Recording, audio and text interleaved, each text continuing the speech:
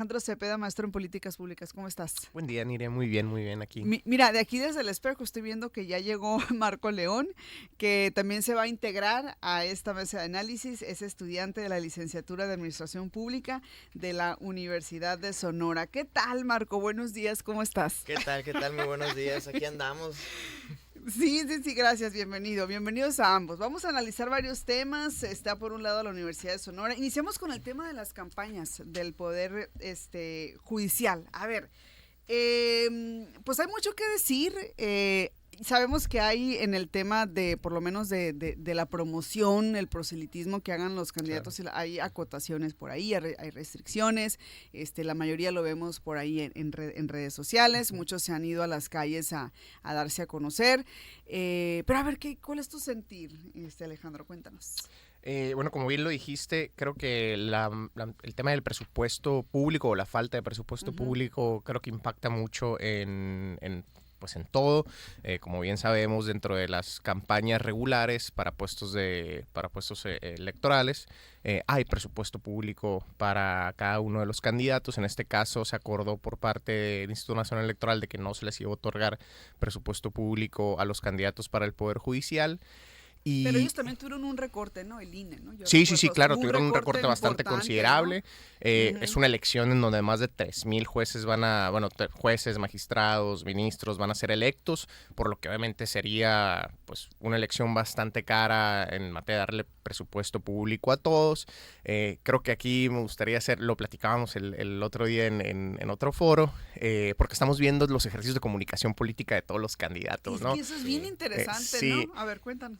Y honestamente, bueno, en mi perspectiva se nota que no son comunicólogos políticos, pues, ¿no? Que van comenzando en este camino de tener que comunicarle a la gente qué es lo que son, qué es lo que proponen.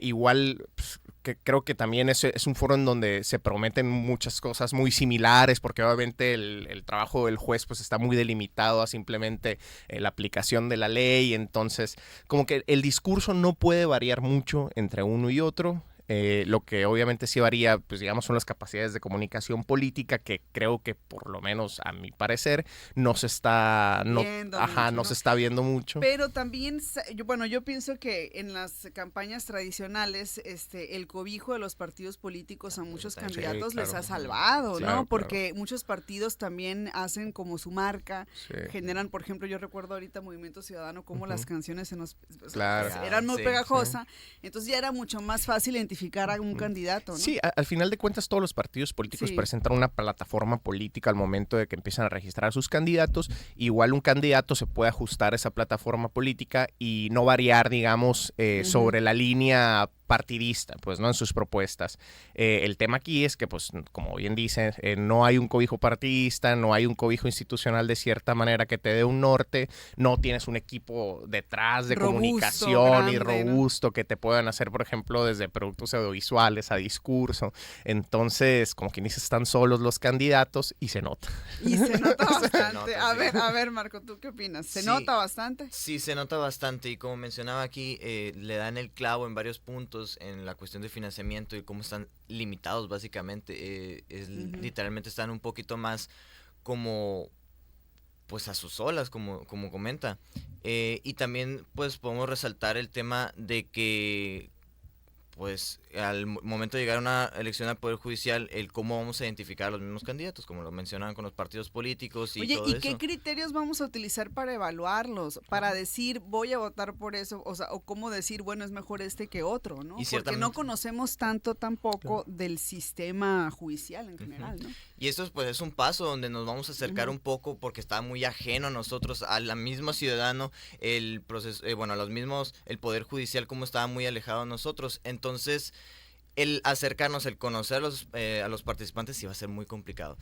Más que nada, ahorita en Sonora, pues va empezando las campañas, 29 de abril, va empezando, ahora sí vamos a empezar a ver los perfiles un poquito más de cerca, ahora sí en calle o en las mismas redes sociales. Ya vimos una probadita de los que van para allá a nivel de los grandes, ¿no?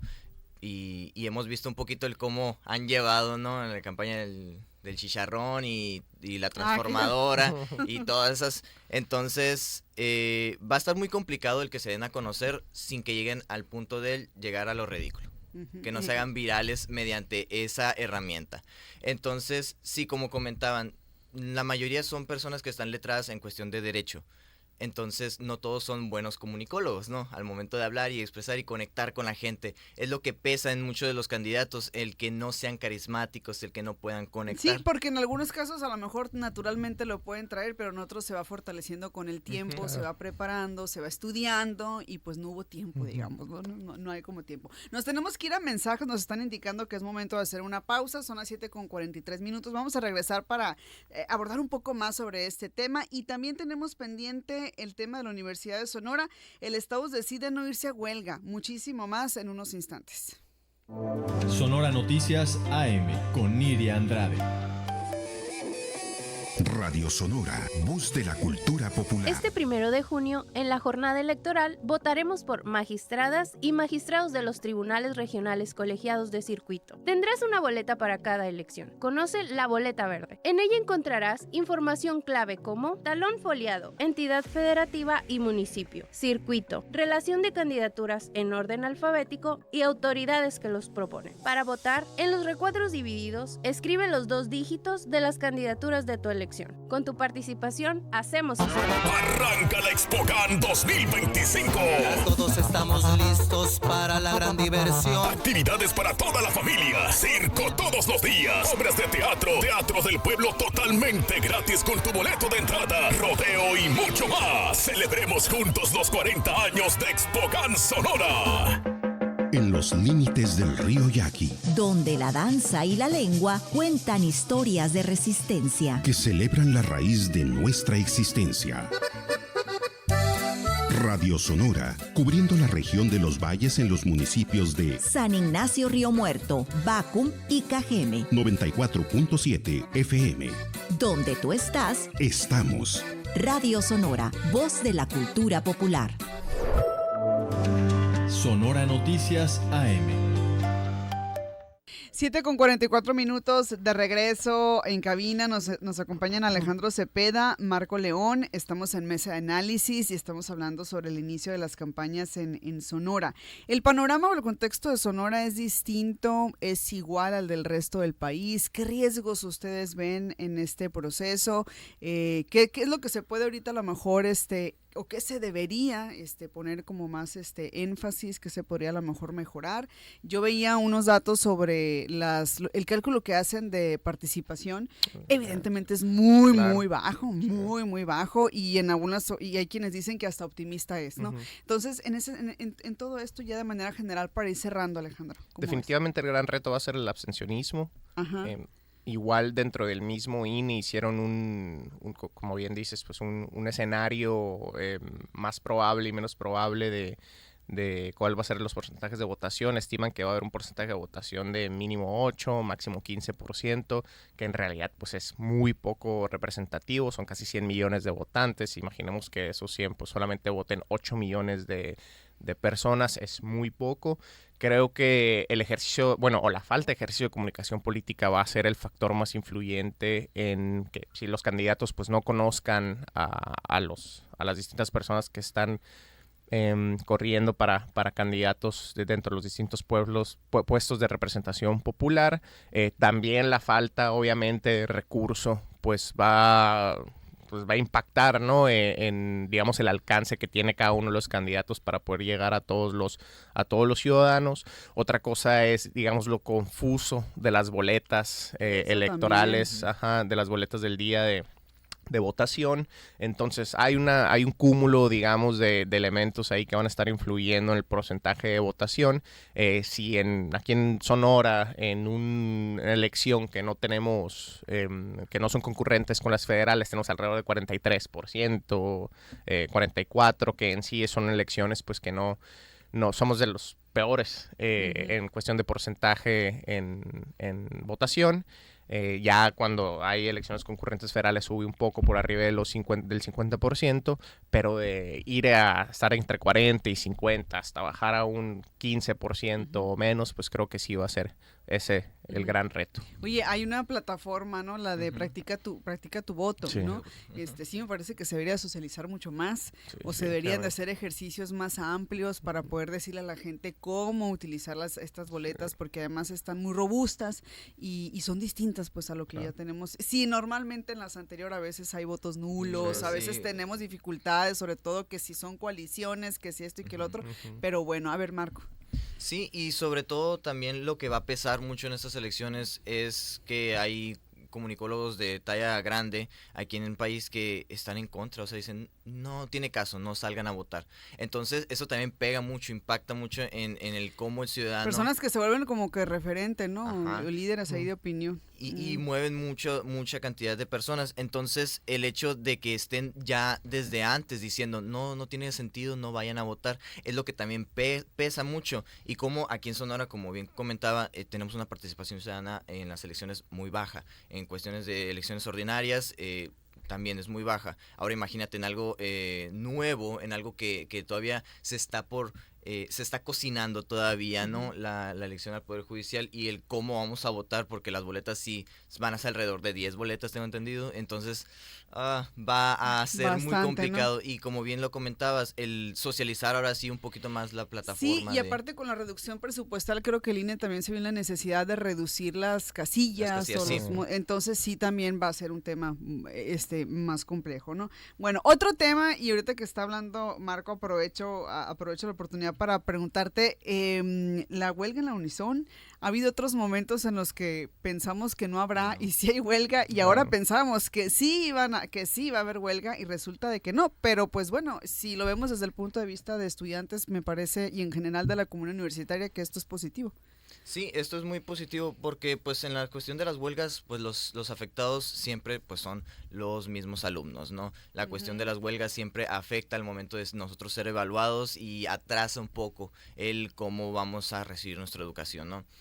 Pero en este caso, en la que se podía haber sido la huelga de este 2025, sí se notaba un poco los ánimos dentro de la misma universidad, es que sí va a haber huelga, y pues al final no. Y como sabemos, pues son tratos, son que se hacen internamente, acuerdos, que se hacen internamente, pues para, ¿sabes qué? No te esa huelga porque no me conviene, ¿sabes qué? Te doy esto. Entonces sí es una estira y afloja internamente entre la misma universidad y el mismo sindicato. Entonces, pues los mismos alumnos, pues celebramos que no haya habido huelga en este caso, pero pues ya nos quedaban que 2 semanas, una semana de escuela. Qué frustrante, ¿no? Hubiera sido irse a huelga 2 semanas antes. Sí, ya nos quedaba poquito para entregar el proyecto, pero, o sea, sí es un punto en el que el alumnado dice, ok, está bien, qué bueno que no hubo huelga y no nos atrasamos tanto como en otros años que sí era muy notorio el atraso que recibíamos. Sí, es que hay una votación, pues, ¿no? Los docentes al final de cuentas votan y la mayoría se pronunció por no ir a la huelga. ¿Y qué nos dice esto, Alejandro, desde tu punto de vista? Fue una votación cerrada. Viendo los números, realmente ¿no? sí estuvo interesante ver la votación. Incluso, lo primero que se me viene a la mente cuando vi que habían emplazado, que estaban discutiendo y así, que tanto había influido la elección en esta votación. Por ejemplo, si nos íbamos a la lógica, bueno, veíamos que un exsecretario general, ¿no? Perdió la elección, tal vez podría haber estado influyendo ahí en el proceso, pero al final de cuentas, pues, no ganó. Entonces vemos tal vez que podría haber un viraje en la representación de este sindicato. Entonces vemos como tal vez dentro de la misma universidad la correlación de fuerzas políticas tal vez estén sustituyéndose, ¿no? Con esta nueva rectora. Qué bueno que llegaron a un acuerdo. Realmente, como dice mi compañero, siempre los beneficiados de que no existe una huelga son los estudiantes. Igual también hay que ponernos un poco en los zapatos de los sindicatos y de los maestros, porque al final de cuentas hay que ver la naturaleza de los sindicatos, ¿no? Al final de cuentas, un trabajador contra un empleador no puede negociar su salario de la misma forma que un sindicato puede negociar su salario ante un empleador. Los maestros pues viven una situación muy precaria desde hace años. Creo que la figura del profesor como tal también ha ido como demeritándose un poco. Entonces, pues también hay que ponernos en los zapatos de ellos al momento de decir, pues, qué tan bien están, ¿no? Qué tantas horas tienen, qué tanto ganan por la hora. Creo que también los maestros pues merecen cierta dignidad, y esa dignidad pues el sindicato creo que es el camino más adecuado para conseguirla. Oye, y además estabiliza pues de cierta manera el ánimo, ¿no?, de la universidad ante la llegada de la nueva rectora, ¿no? Que ya sabemos va a ser Dena Camarena. Se va a encontrar entonces ya por lo menos pues un ambiente más tranquilo. Yo me supongo que debe ser también un ambiente de más acuerdos y pues bueno, vamos a darle seguimiento. Y rapidísimo, nada más un último tema que llama poderosamente la atención, porque desde hace muchos años, desde el siglo pasado, desde los 40, ha habido acuerdos, desde hace mucho en temas internacionales o tratados internacionales en cuanto al tema del agua, ¿no? Las aguas internacionales, sobre todo aquellas en donde colindan con ambos países. Y hay un acuerdo por el que México pues le debe de estar dando o cediendo agua a los Estados Unidos. Sin embargo, esto también pues se da en un momento muy complicado para México, porque tenemos sequía. Claro. El tema del agua, Alejandro, que y ha quedado pendiente en esta mesa, hablar del tema del agua en Hermosillo. Yo creo que este es el momento. Sí. Hablar del tema del agua es muy difícil, y si además vemos ahorita cómo está negociando, ¿no?, y cómo está amenazando a Donald Trump, pues se vuelve también otro tema muy interesante. Llegan hay un acuerdo, evidentemente, pero ¿qué opinas? Porque está muy difícil también el tema. Sí, definitivamente está muy complicado, y estamos hablando del Tratado de Aguas Internacionales de 1944. Recordemos que México y Estados Unidos comparten dos cuerpos de agua bastante grandes, que es el río Bravo y el río Colorado. El río Colorado vemos que termina en Baja California, ¿no? Y se va al Golfo, al Mar de Cortés. Acá, no. Sí. ¿Sí llega acá a Sonora? Sí, claro, sí llega. Okay. Bueno, perdón, pasa por la línea, digamos, de Baja California, la frontera entre Baja California y Sonora, pues, ¿no? Vale, nos pega tantito, pues, ¿no? Sí, y tenemos el río Bravo, que obviamente ¿cómo se dice? El río Colorado, pues está mayormente en Estados Unidos, y el río Bravo está mayormente aquí en México, y toca un pedazo de los Estados Unidos. Entonces se trata sobre transferencia de derechos de agua, ¿no? Sabemos que en Texas están viviendo una sequía como lo está viviendo Chihuahua, como lo está viviendo Sonora. Lo interesante aquí es ver cómo se comportan los recursos naturales en la arena política, ¿no? Creo que ya lo habíamos comentado anteriormente aquí. Por ejemplo, siempre en las elecciones para la ciudad de Hermosillo vemos que uno de los temas principales siempre es el manejo de agua, ¿no? Lo vimos en las campañas pasadas, obviamente el agua... Pero en esta ocasión aquí no hizo eco, ¿no? Porque la gente batalla mucho y no hizo eco el tema claro. Aquí. Bueno, y lo va a hacer, créeme, en las próximas elecciones. Ay, sí lo va a hacer.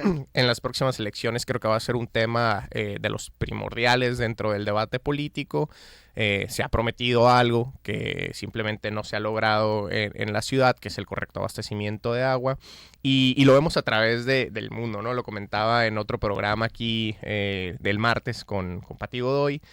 También se está utilizando, digamos, el recurso natural como debate político, por ejemplo, en Europa. Lo vimos en España con los apagones, ¿no? Ahora se está discutiendo. Eso muy impresionante, ¿no? Ahora se está discutiendo sobre por qué están cerrando las plantas nucleares, porque, pues, por ejemplo, en Alemania tomaron una postura política de cerrarlas, en Francia están tomando una postura política de reabrir, de abrir más, incluso España las está cerrando. Entonces, por ejemplo, el Partido Popular, que es el partido ahorita que no está en el poder, pero que pues es uno de los partidos pues con mayor votación allá, pues está utilizando este tipo de argumentos, ¿no? Para politizarlos, y al final de cuentas pues un recurso natural, pues obviamente es evidente que como el agua, como la energía, ¿no?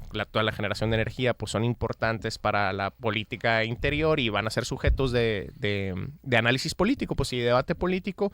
En el caso pues el agua creo que es el recurso natural más importante en materia de debate político para el país, porque carecemos de ella. Pues, ¿no? Exacto, y como carecemos de ella, Marco, mi pregunta es ¿hasta qué momento van a poderse cumplir estos acuerdos, ¿no? Y qué tan vulnerable va a quedar este acuerdo, este tema y esta negociación en particular entre México y Estados Unidos. ¿Tú cómo la ves? Sí, como comentabas, vivimos en tiempos muy difíciles todavía, en sequías. Tenemos 4 años seguidos de muy mal pronóstico. Entonces, dentro del mismo tratado hay un punto en el que se dice no va a poder pagar dentro de 5 años, tiene que darlos. pero no hay como tal una sanción interna dentro del mismo tratado. Entonces lo que se está viendo ahora actualmente, tienen que dar esos pasos la doctora Claudia Sheinbaum. Y, pues, lo que hace Donald Trump es que si no puede negociar un tema, luego lo hace con otro, ¿no? O lo vincula a otro, ¿no? Y la amenaza es con... Y así es él, ¿no? Y qué bueno que lo toca ese tema Donald Trump, porque en el caso de, no pagan el agua, como ahora comentaba, el recurso natural va a ser un punto clave dentro de las negociaciones en todo, porque Estados Unidos no quiere perderse de ningún recurso. Entonces, claro, dentro de la misma narrativa que tiene Donald Trump es, ok, necesito más, porque Estados Unidos merece más, ¿no? Uh-huh. Entonces va a entrar ese punto en donde va a querer empujar a México para llegar a las negociaciones, donde obviamente él va a buscar ganar lo máximo posible, pero México obviamente no tenemos agua, ¿qué le vamos a dar? Sí, hay que priorizar el consumo interno para las mismas personas, que muchas veces en los estados fronterizos no hay ni siquiera agua. Ya ves lo que estamos viendo pues aquí en Sonora, el problema de la presa que está pues enlodada, pero muy poquita agua. Entonces va a ser muy complicado el llegar a una mesa de negociaciones si no se cuenta con el recurso para negociar. Entonces sí se van a dar esos estiras y aflojas, va a ser, y este año también se pronostica muy feo, entonces... Sí, no hay pronósticos muy favorables. Yo recuerdo hace años que el discurso era de las autoridades, por lo menos recuerdo aquí a nivel estatal, era que sí había agua, pero estaba mal distribuida. Claro. Ese era el lema, bueno, el discurso, ¿no? de hace tiempo y bueno, pues ahora lo que dice el gobierno del estado es que implementará estrategias para paliar la situación en caso de que sí el panorama se vuelva muy, pero muy complejo. Claro. Bueno, un tema que merece todo el seguimiento, por supuesto. Muchísimas gracias, el tiempo en radio se nos va rapidísimo. Gracias Alejandro Cepeda, maestro en políticas públicas. Marco León, estudiante de la licenciatura en administración pública en Unison, gracias. Gracias a ti, Miguel. Muchas gracias. Nos vamos feliz fin de semana. Igualmente, que la pasen muy bien y el lunes van a tener día de asueto, entonces también aprovechenlo. Ustedes y nosotros sí tenemos acá noticias. Nos vamos a mensajes, volvemos. Sonora Noticias AM.